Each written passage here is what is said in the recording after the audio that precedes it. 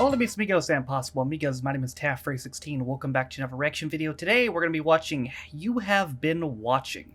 So this is a channel points request by Falcon. Thank you, Falcon, for using your points on this. You Have Been Watching is a British comedy panel game, which ran on Channel 4 from 2009 to 2010. Had 2 series, 16 episodes in total. Show was hosted by Charlie Brooker, who I'm very familiar with at this point. I believe this is the 4th Charlie Brooker show I've done. I did 2 episodes of Black Mirror, 2 episodes of Screen Wipe, and 2 episodes of A Touch of Cloth. So 4. Actually, now that I think about it, he was a writer for Brass Eye, wasn't he? So if you want to count that, then 5.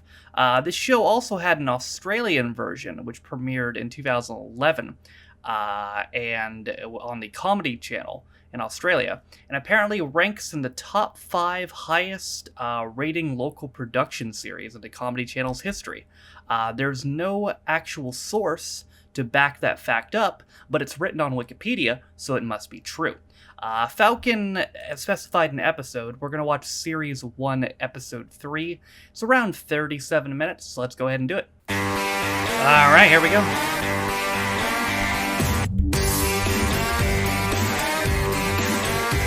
Oh shit, was that Kevin Spacey? Fuck, bad start.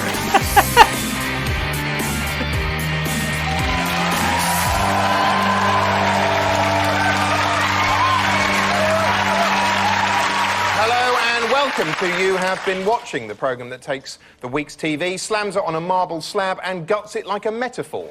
We'll be looking at TV in a week when... Oh my god, is that Danny Frankie Boyle? Minogue announced she'd like a part in the American drama serial Desperate Housewives. She'd be the perfect choice, provided the writers are looking for someone to play a rubber-titted slab of Formica. It was revealed complaints to the BBC have doubled over the past year. Interestingly, this figure coincides with a corresponding rise in the number of Daily Mail articles encouraging haughty, joyless cretins to complain about things they've never seen or heard. Oh yeah, it is. Presenter Mylene Class called the police after spotting people spying into her bedroom window from a golf course behind her house. One player took an astonishing 72 strokes before shooting onto the green. Rude. Said something rude. It's been announced Uri Geller is to turn his home videos of Michael Jackson into a new documentary for ITV. I really feel for Uri Geller. He's going through all the classic stages of grief: denial, anger, acceptance, CNN interview, signing a contract with ITV, voiceover, premiere and rap party. This year's X Factor finalists are to pay tribute to Michael Jackson by singing some of his hits.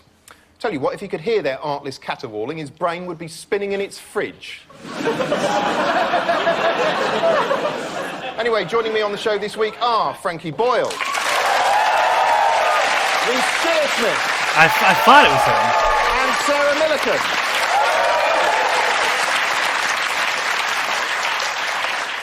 Now, without further ado, this week's TV Club choice is the astonishing Inside Nature's Giants, the animal autopsy series, which is effectively CSI Whipsnade. I think I remember If you haven't this. seen it, let's have a butcher's at the butcher's.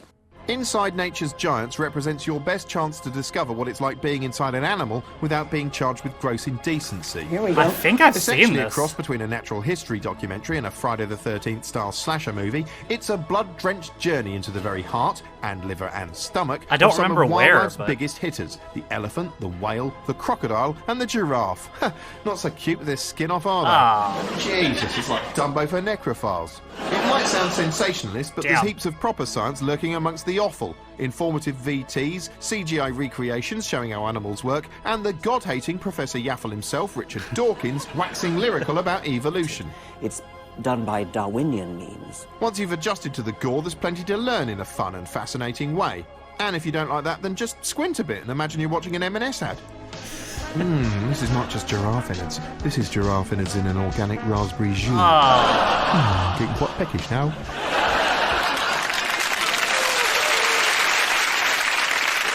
That's nasty. You all watched this. What did you make of it, Reece? Absolutely vile. I mean, I'm not... Really? Yeah, I find it really, really hard to get through. Not even the slightest bit erotic? No. No, I found it... I thought everything that it was doing, you could get out of a pop-up book. that would be a pop-up book I'd like to see. Yeah. It's a hell of a book. I thought this was a brilliant. Kids will love program, that. I have to say. I thought when I heard Channel 4 are going to cut up an elephant and a giraffe, I thought the sensationalist bastards. You know, it's going to be Alan Carr coming on with a hook, and, something like that. That would be good. But that would be good. That might be better. But I genuinely did feel like I learnt a lot from this. Why were they so amazed at everything they found? You know, like they're scientists. They cut open a giraffe, like, oh, look at how many vertebrae it has in its neck. It's a giraffe. What were you expecting to find? A fucking horse with a periscope?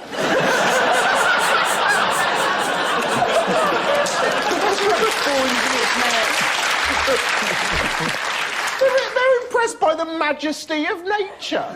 I'm dismayed. Sarah, what did you make of it? I loved it. I thought it was brilliant. I thought I was prepared to be made to feel sick, because I'm quite squeamish.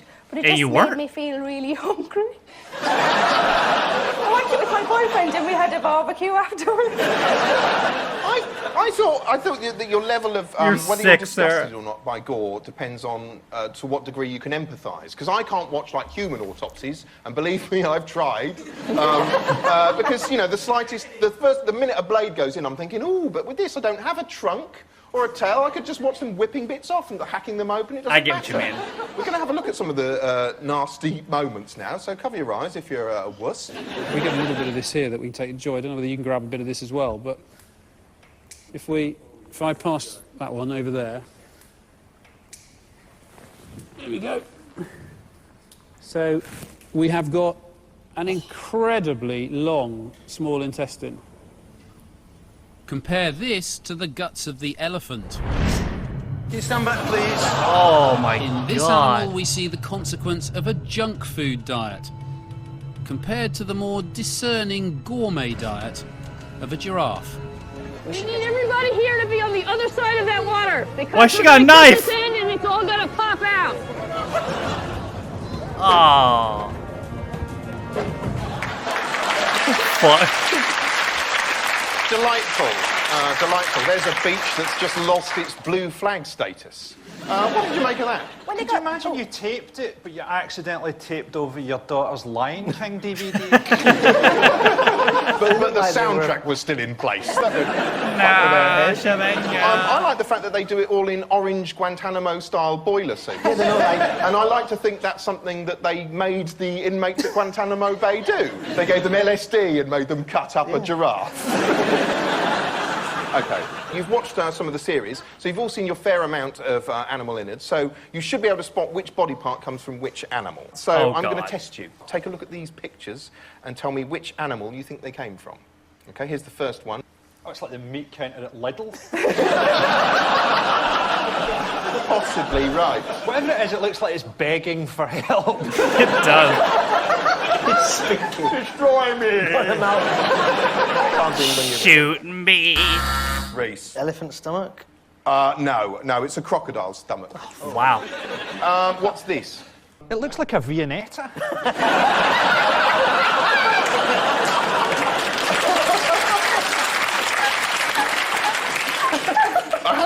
I must admit, I hadn't looked at it like that. Teeth. Yeah, I'll give you that. It's an elephant's tooth. It's a bit of Wow. a sad sight on its own, but remember, ground down, that's going to give an erection to 2,000 Chinese businessmen.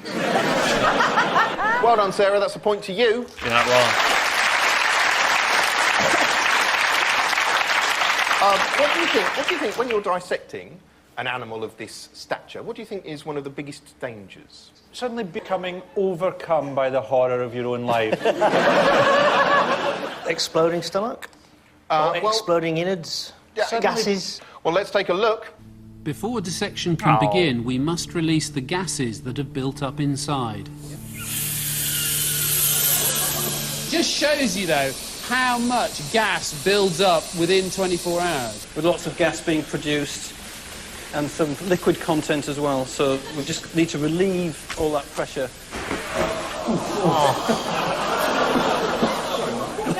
You did that deliberately.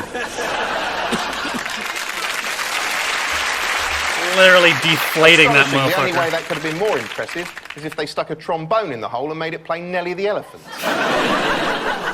I'd pay to see What really that. got me was Richard Dawkins, though. Did you see Richard Dawkins? Why has evolution chosen to give Richard Dawkins a woman's voice? I'd have much preferred if they had like a creationist scientist on there who'd spent the whole time talking about how amazing it was that these things fitted onto the ark. Oh, it must have been massive! Must have had a special room for this! I'd have liked to have seen what would have happened if Richard Dawkins had cut it open and seen a serial number.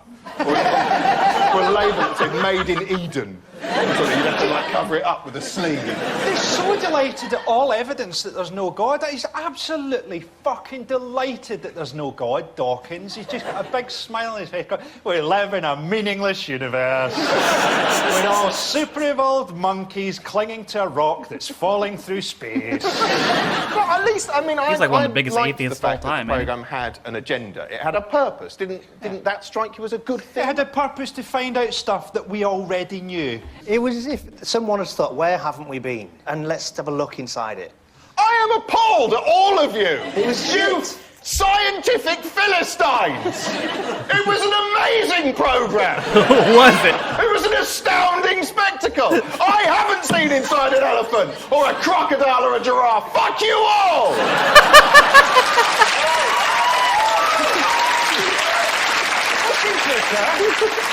If you want to see an elephant, get yourself down the fucking zoo, right? Elephants are quite interesting. In fact, the only uninteresting part of an elephant is its fucking pancreas. Anyway, as we, or rather I, have established, Inside Nature's Giants, the brilliant programme, Yes. tries to explain how and why the animals evolved as they did. But what new ability or body part would you like to evolve? I'm going to ask you each in turn, starting with you, Reese. I think I would like little loops of skin all down my arms, just like cup holders. And maybe like little, just little pockets here and there for like pound coins. It'd be amazingly disappointing if what we evolve into is the same thing with flesh dungarees. I suppose that would be useful on a desert island because you could just nip them off and fry them. True. Calamari. What a disgusting, disgusting idea. Would that be considered Sarah, what would cannibalism you if you I'm if kind you of eat already yourself? working on something. What? I'm developing a cake shelf. Because I really don't like kids, and I think there's enough kids in the world, so I reckon if I make myself sort of impregnable by being a little bit fat, then I won't have to get pregnant. Ranking? I'd like to evolve a leather tongue so I could eat chips without blowing on them. Or maybe just be able to blow on them with my fingers. I think if Scottish people evolve, it will be basically based around chips. I quite like, genuinely, at one point I wanted the ability to turn my head 90 degrees so I could lie down and watch TV. My neck. There was a terrible period in my life where I genuinely turned a TV on its side for several days because I didn't want to get out of bed. I would say that the leather tongue is possibly the most imaginative example. Surprised So, nobody point said to you, cock. Frankie.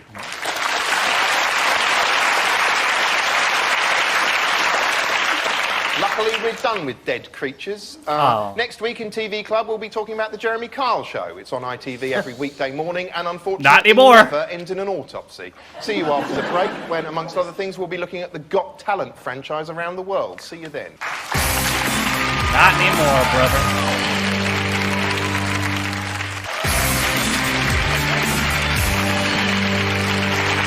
Welcome back now here on You Have Been Watching. We don't just stay local, we like to talk about TV from all over the world. And tonight we're looking at the gigantic Got Talent franchise. Yeah. There are versions in more than 20 countries, some of them foreign.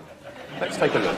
Britain's Got Talent is the overtly garish rating sensation that's repeatedly taken the nation by storm with its polished blend of tacky variety acts, human interest drama, three wankers, That was so awful, it was beyond description. and awkward scenes in which a 10-year-old girl sobs on live TV.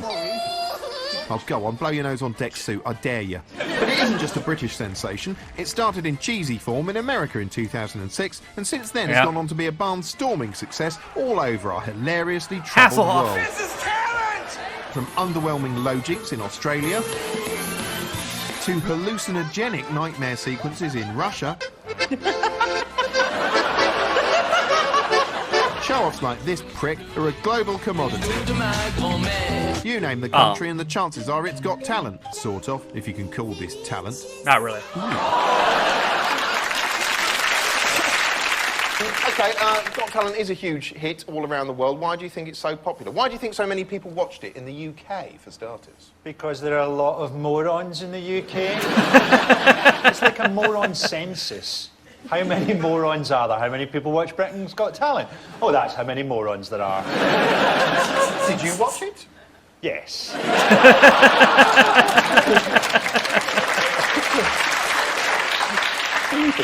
I think it's terrible. It's this bite size. You're required to have our attention for 50 seconds, and you get some idiot squirting milk out of his eyes.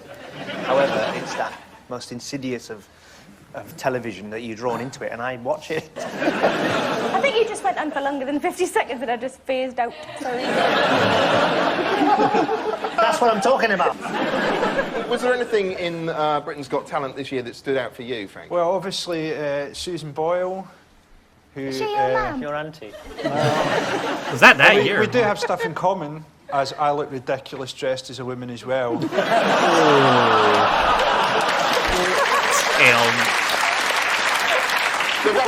The Russian version is realistically titled Minuta Slavy, which means a minute of glory. Yeah. Here's a clip of 3 of their acts. I want you to guess which act made it to the final. Oh, God.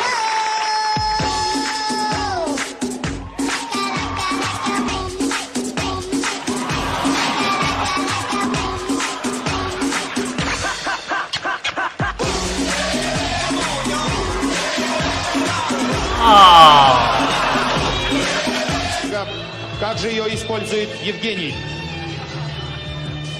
Как мы видим, дрель работает. Итак.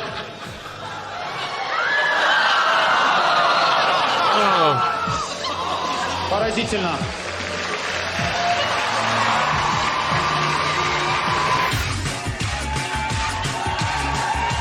This one definitely made the final. Look at these furries. Furries always win. Yes, in case you're wondering, those dancing Except for dogs Crystal weren't Maze. actually an They don't act. win that. That's what the man with the drill saw in his brain as the bit churned through his visual cortex. Reese, you seemed to be enjoying that. Did I? Yes, you were gawping in wonder. Well, it's just my face at rest. What, you rest your face like this? Well, yeah, it's enjoyable, but the dog things, I think that's like something out of Singing Ringing Tree. It's like living nightmarish hell, yeah, horrible. It is basically, it looks like Apocalypse Got Talent. And so which of those acts made it to the final? The furries, Was it the absolutely. bodybuilding boys, the man with a drill in his brain, or the nightmarish dancing dogs? Definitely the furries. Probably the dog thing that Yeah. looked like a Eurovision Song Contest being held within the concept of despair. That's again a programme I'd watch. Yeah, Sam, actually. Reece, which of those acts do you think made it through to the final? The little boys with their undulating chests. Sarah? I think the little kids dancing at the end. So you two are saying the dogs, and you're saying the little bodybuilding boys. boys. Well, the answer was the little boys. Yes. Really? Well done. There they are. It kind of looked like they were being molested by the Invisible Man. It was, in fact, the bodybuilding brothers who went through to the final, and the drill man went through to the base of his spine. Yeah. At which point he involuntarily river danced his way into a waiting ambulance. Well done, Reece. That's a point to you. I think everybody has one. Take a look at this. This is an item. That is an item used by a contestant on America's Got Talent. It's a microwave. It's a microwave. Yeah. How do you think he employed it? Did he set the world puppy drying record? Did he just find a more enjoyable evening's entertainment by watching it? No, it did. It involved an amazing transformation. Oh, no. I think I know this. It was a massive microwave. It wasn't a normal one. I'll give you that. And a white man got in it, and a black man came out. Let's see if you were right. Thank you very much. Ladies and gentlemen, I'm going to attempt the world's most dangerous escape, the microwave of death. This was actually on America's Got Talent. They actually cooked this man.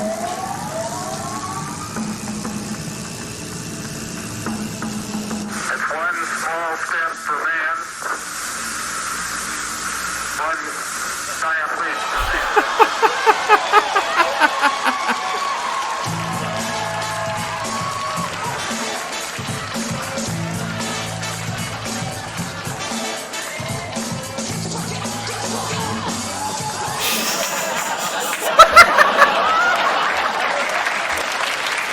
What the fuck? Yes, a truly captivating performance. I can't decide whether that's racist or magic. Yeah, I don't know either, actually. Reinforcing racial stereotypes by way of microwave technology. It's racist magic. Is it basically that the microwave was a Stargate to a pre-civil rights era? Anyway, most of the acts on Got Talent are rubbish, but here's my favourite performer of all time on America's Got Talent. He's impressive. Take a look at this. Being on America's Got Talent is going to broaden my horizons on every level. The fact that I'm able to express my uniqueness. Are we ready, guys? I worked really hard for this moment to happen. Here we go. Ah, it's Susan, awesome.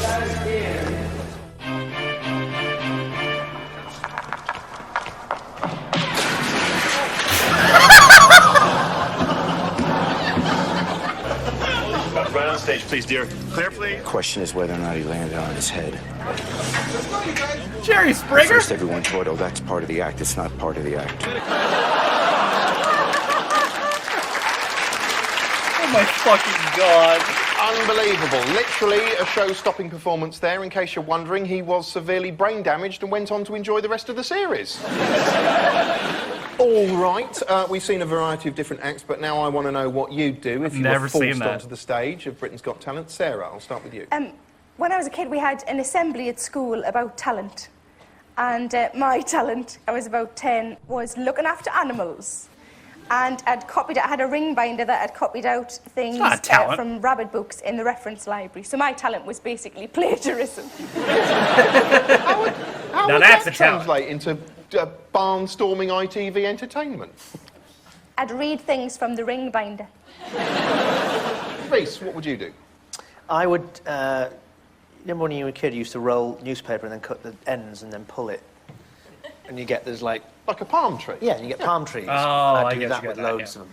Would you use a pair of scissors? Would you cut it? Yes. What I'd do is I'd cut my own throat with a pair of scissors and then lie on the floor describing my journey into the afterlife. That sounds like a Black Mirror episode. Frankie? Maybe just shit into my own hand while singing My Heart Will Go On.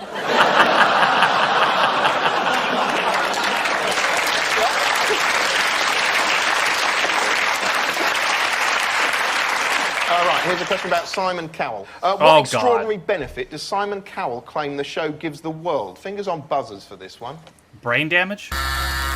Reese? Pride. No, it's clearly robbing us all of that.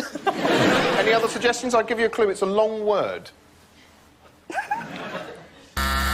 Constantinople. I will tell you. I'll tell you the answer. The answer is democracy. He's claimed the show spreads democracy around the world. What he's done there, basically, is he's mistaken democracy, a system of government in which every man and woman is given equal right of representation, with shit. He told Oprah Winfrey, when you start seeing it in places like China and Afghanistan, it's democracy. We've kinda given democracy back to the world. The word kinda is doing a lot of work there. That statement is the tipping point that will make me join Al-Qaeda. On that note, Sarah and Reese are level pegging. Frankie, you're a failure. That's why it's in Al-Qaeda. Sorry. Now, the world of TV constantly recycles ideas, puts a little twist on them and calls it a new idea. And our next show is nothing different to that. It's Psychic Academy, the Bio Channel's Spirit World reality show. If you haven't seen it, and let's face it, you haven't, here's what it's all about. The jaw-dropping elimination reality show Psychic Academy is essentially The Apprentice for people with vision. Spooky, supernatural vision. I've heard and this bad song hair. before, though. It's overseen by one of Britain's best-known bullshitters, I mean mediums, Tony Stockwell, played here by Daffy. Wait, what is from this Little song Britain from? Channel and Frank Spencer. Very foul, a bit naughty. Tony's trying to find a paranormal apprentice. I don't and remember, for some damn bad it. reason, he can't just rely on his own psychic skills to pick one. Unfortunately, it's not gone that well. No, first he needs some producers to Something whittle down a really group of I don't eager remember what it's auditionees from, though. via a series of exacting supernatural tests, cunningly disguised as random guessing I games. can't think of it. I know it. I know it, but I can't think of it. Right. Then Tony takes the most promising ones and sets them some tasteful tasks, like guessing how someone's mum died. Getting sent to a road accident. Yes. Before choosing his 6 wannabe mystics and inducting them into his mightily impressive Psychic Academy. Oh my god. Welcome to the Psychic Academy. You're Basically a dork. Hogwarts for pricks.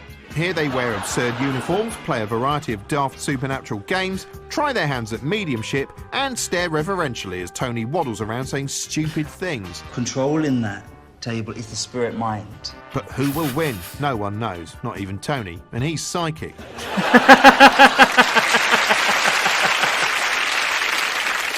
What did you make of it? Oh yeah, I mean, I kind of loved it because I really am. I'm fascinated by mediums and what they're thinking when they lay their head at night on the pillow. You're fascinated by stupid people? Again, I can't believe it.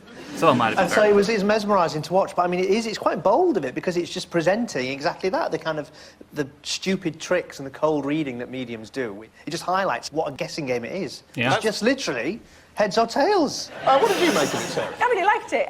You liked it? Yeah, but in a sort of entertainment way. I thought it was, it's clearly rubbish, but it's really entertaining. Well, he had that thing. I mean, Tony Stockwell is the Sir Alan of this show. Most psychics are traditionally quite sinister, ominous figures, whereas Tony seems more of, well, just a genteel tosser. Let's have a look at it. As the group begin to focus on calling up the spirits, suddenly the table begins to stir and come alive. Oh, lovely.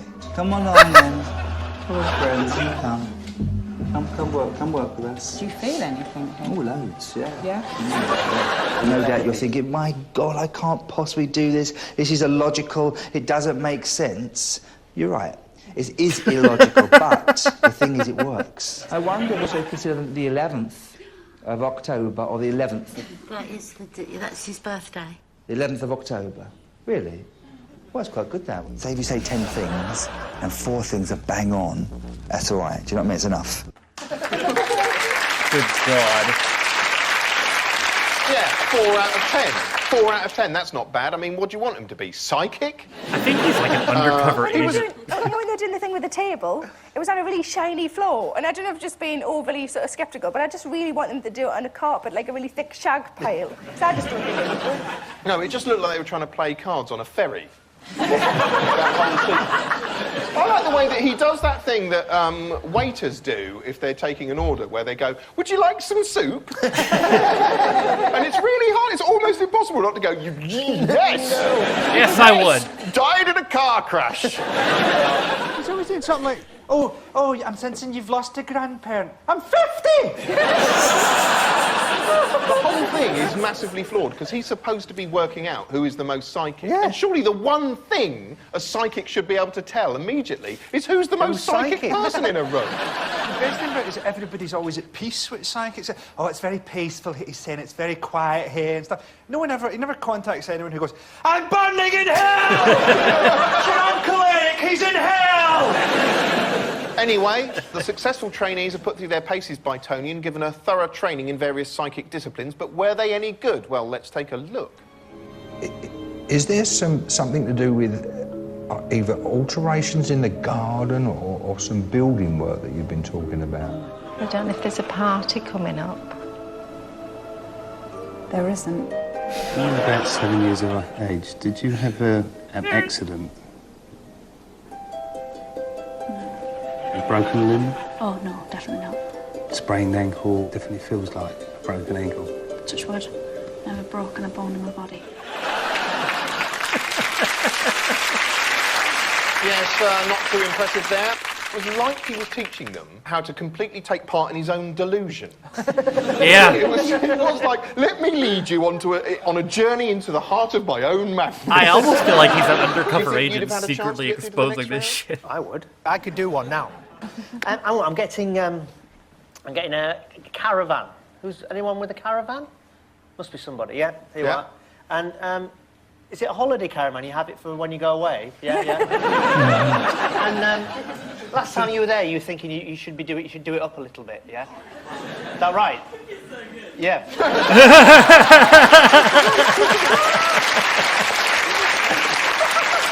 frightening. Holy Downright shit. bloody I'd win frightening. it, I'd win it. I think he genuinely believes in what he's doing. I genuinely think he believes he's doing the right thing. I think he's... I don't believe know. he's a fundamentally, probably a nice man who's just taken slightly the wrong turn. I think he's an I undercover bet he's agent. successful though. I bet a lot of people watch that wondering what's on the other side. Ooh, Taggart. OK, fingers on buzzers for this one. Throughout the show, Tony demonstrates a number of psychic skills. What skill does Tony demonstrate using a pen and paper? Reese. Automatic writing. That's correct. Well done. Got him. Over to Tony for an eerie demonstration. To channel energies from the spirit world, Tony has to focus his mind and enter into a trance state, allowing the spirits to take hold of his arm and write. Quite dangerous to leave your mind totally open to spirit world then, and to totally empty your mind of all thoughts for anything to come up with?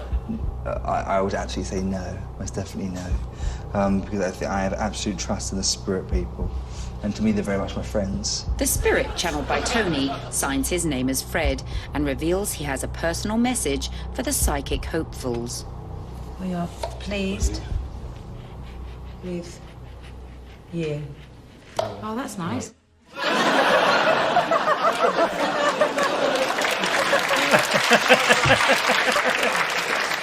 I was just having a go myself there. Absolutely remarkable. It's also how they write Emmerdale. Oh, nice. We're going to put your psychic abilities to the test now. I've got some shapes on these cards. This is kind of like what the contestants had to put up with to get into the Psychic Academy. I'll start with you, Reese. What shape do you think might be on the card? I'm getting... Nauseous? Star.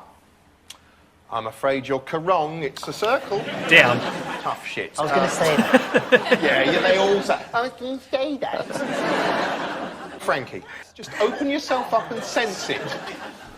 It's your sneering face. No, I'm behind the card. I'm behind it. The seaside. It's just a triangle. And finally, Sarah. Is it a star? Close. No, it's it's getting actually easier. it's Martin Bashir's head hovering over a shoe. You're Close all enough. rubbish. Anyway, at the end of that, Reese, you're in the lead. Nice. Join us after the break when you'll get to see Danny Dyer being injured. Okay. Fuck it, I'm down. Why not? Hello, welcome back. Now it's time for our final quickfire round in which the jovial conversation stops and the tough questions start. So without further ado, can we have a tense quiz show noise, please? Shit. That's the noise Quincy makes when he orgasms. Okay, fingers on buzzers. Which show features families called the Shipmans and the Wests? Oh, Gavin Stacey. The Flumps. Reese. Is it doctors?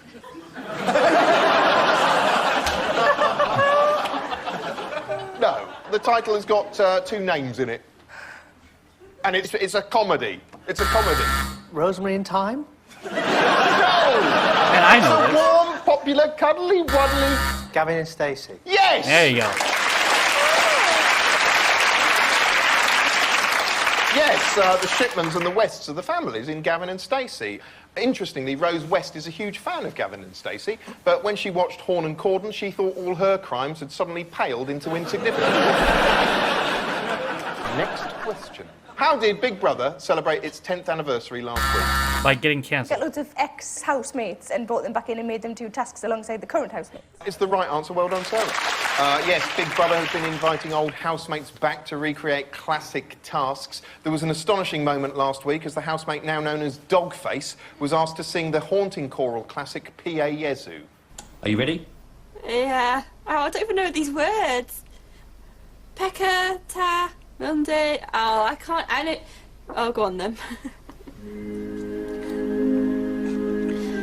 Pai Jesu, Pai Jesu, Pai Jesu. ay, Jesus. Oh. Ay, ay,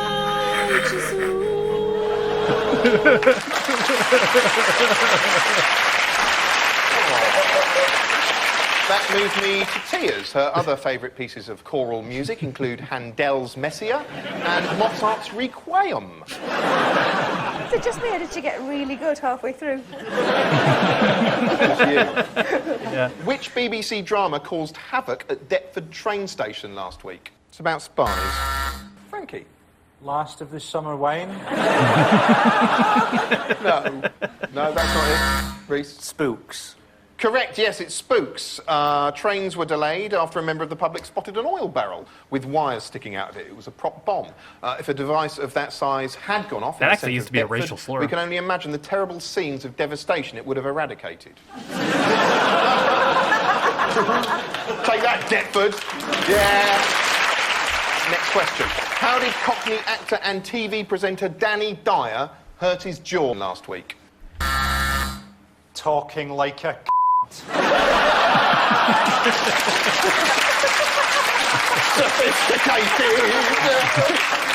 No! Sarah? Did somebody punch him? Well done. Yes, he was punched in the face filming scenes for Danny Dyer's Deadliest Men. Let's have a look at the brutal incident in question. OK, you relaxed? Well, a bit. So I've headbutt, I flick you in the eye, won't catch you here like this.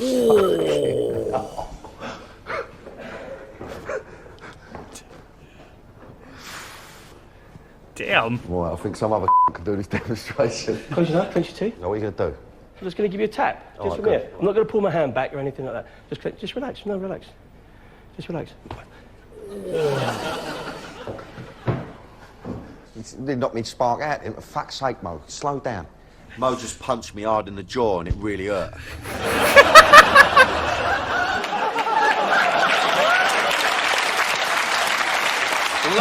Lovely scenes there. I'm glad they put the commentary on because we didn't really see what happened.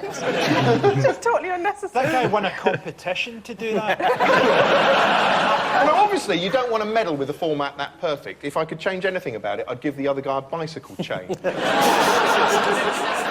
of the show! End of the show! So, at the end of all of that, I can reveal that Reese is our victor. Hey. Yeah, clap him. Go on, give him a clap. Well done, Reese. Well done. Before I tell you to go away, a reminder that next week's TV Club is Jeremy Kyle. Check out the website for more details. Don't do that. Go away. Okay. Bye, Charlie. Whoever the fuck it was who woke up one day and said, I've got it, let's have Charlie Brooker host a game show, is a fucking genius. I hope that person got a raise because he is perfect for that shit. I'll tell you what, I mean, surprised that show didn't go longer than 2 series. I mean, to be fair, Charlie's got other shit to do, so that's probably why. Charlie probably had other shit to do, but that's right around when, that was before Black Mirror started, actually, wasn't it? When did Black Mirror start? Black Mirror started... Oh, Black Mirror started right after that show ended. Well, there you go. So that's why Charlie clearly had other shit to do. But gee, that was hilarious. I mean, Reese and Frankie especially added a lot to it. But that was one of my favorite game shows I've ever seen, to be honest. That was a lot of fun. I may have to censor a little bit of that animal guts part. At least one part. At least the part where the blood was gushing, I might have to censor that, but it's a little bit of a squeamish part. But thank you again, Falcon, for using your points on that. I appreciate that. It was a lot of fun. Hope you guys enjoyed it as much as I did. That's it for me today. Thank you guys for watching. If you liked the video, be sure to leave it a like. If you didn't like it, don't. If you want to follow any of my social media links, my Twitch, where I stream every single day, my second channel, free stream views, my Twitter, if you want to follow me on my Patreon. If you want to support me on my daily motion, all those things are in the video description down below. Also in the video description is a link to the community Reddit, as well as the daily schedule, as well as the Twitch VODs channel. And thank you to all my patrons who are currently named in the video description for your con support me and my channel. For those that know, you can be a patron on me for as little as $1 or £1, and you get access to reaction videos, as well as reading your comments up to a day early, and your name in the video description as well. With all that being said, though, my name is Tafford Steens. My reaction to You Have Been Watching, and I'll see you guys next time. Bye.